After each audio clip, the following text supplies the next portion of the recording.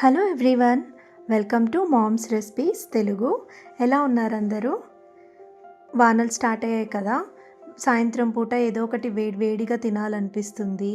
అలాంటప్పుడు బయటికి వెళ్ళి తిందామా అని అంటే ఎలా ప్రిపేర్ చేస్తారో అని హైజీన్ గురించి ఆలోచిస్తాము. సో అలా ఉన్నప్పుడు సింపుల్గా మనం ఇంట్లోనే ప్రిపేర్ చేసుకునే గోబీ మంచూరియా రెసిపీ ట్రై చేద్దామా. మరి చాలా సింపుల్ పద్ధతిలో ఎలా చేయాలో చూపిస్తాను. చాలా కష్టం అనిపిస్తుందండి గోబీ మంచూరి బయట చూసినప్పుడు, కానీ అదేం పెద్ద కష్టం కాదు, చాలా చాలా ఈజీగా అయిపోతుంది. సో ప్రాసెస్లోకి వెళ్ళిపోదామా. మరి ముందుగా నేను ఇక్కడ ఒక మీడియం సైజ్ క్యాబేజ్ని ఇలాగ సన్నగా కట్ చేసి తీసుకున్నాను. నాకు ఒక 3 కప్స్ దాకా వచ్చాయన్నమాట. సో దీన్ని ఒక ప్లేట్లోకి తీసుకుంటున్నా. ఇప్పుడు ఇందులోకి 1 కప్పు దాకా కార్న్ఫ్లవర్ వేసుకుంటున్నాను. ఇది 1/2 కప్ అనమాట, అందుకని దీంతో 2 కప్పులు వేసుకున్నాను. అలాగే ఒక 1/2 కప్ అంతా మైదా, 1 టేబుల్ స్పూన్ అంతా కారం పొడి వేసుకుంటున్నాను. 1/2 స్పూన్ అంతా గరం మసాలా, 1/2 స్పూన్ అంతా ఉప్పు వేసుకుంటున్నాను. సరిపోయినంత వేసుకోండి ఉప్పు. దీన్నంతా ఒకసారి బాగా మిక్స్ చేసుకోవాలి. ఆ క్యాబేజ్లోనే వాటర్ ఉంటుంది. ఇన్ కేస్ మీకు కావాలి అనిపిస్తే కొంచెం వాటర్ యాడ్ చేసుకొని చూడండి, ఇలాగా మనకు చేత్తో ఇలాగ ముద్ద అవ్వాలన్నమాట. ఇలా ఈ కన్సిస్టెన్సీకి కలుపుకుంటే సరిపోతుంది. ఇప్పుడు దీన్ని మనము డీప్ ఫ్రై చేసుకోవాలి. చిన్న చిన్న బాల్స్ లాగా ప్రిపేర్ చేసుకొని ఈ హాట్ ఆయిల్లో ఫ్రై చేసుకోవాలి. ఒక్కొక్కటిగా ఇలాగా మంచిగా వేసుకోవాలి, ఒకదానికొకటి అతుక్కోకుండా ఆయిల్లో డీప్ ఫ్రై చేసుకోవాలి.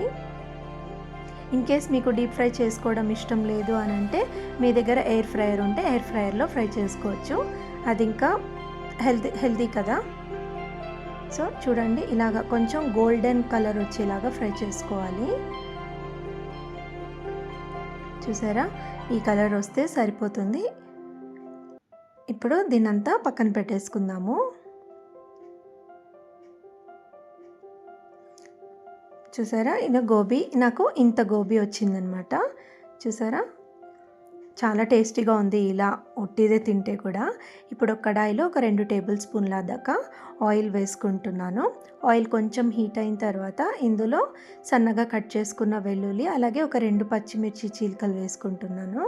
అలాగే ఒక చిన్న మీడియం సైజ్ ఆనియన్ని సన్నగా కట్ చేసి వేసుకున్నా. అలాగే స్ప్రింగ్ ఆనియన్ కూడా వేసుకుంటున్నాను. స్ప్రింగ్ ఆనియన్ ఆప్షన్ ఉంటే వేసుకోండి, ఎప్పుడు మన ఇంట్లో ఉండదు కదా. కొంచెం ఒక 1/2 స్పూన్ అంతా అల్లం వెల్లుల్లి పేస్ట్ వేసుకొని ఇది కొంచెం పచ్చివాసన పోయేదాకా ఫ్రై చేసుకోవాలి. తర్వాత ఒక టేబుల్ స్పూన్ అంతా టొమాటో సాస్, 2 టేబుల్ స్పూన్ల దాకా చిల్లీ సాస్ వేసుకున్నాను. 1/2 టేబుల్ స్పూన్ అంతా సోయా సాస్ వేసుకొని ఇదంతా ఒకసారి బాగా మిక్స్ చేసుకోవాలి. ఇప్పుడు ఇందులో ఒక 1/2 స్పూన్ అంతా కార్న్ఫ్లవర్ని నేను వాటర్లో మిక్స్ చేసి వేసుకున్నాను. ఇది ఇందులో వేసుకొని ఒకసారి బాగా మిక్స్ చేసుకోవాలి.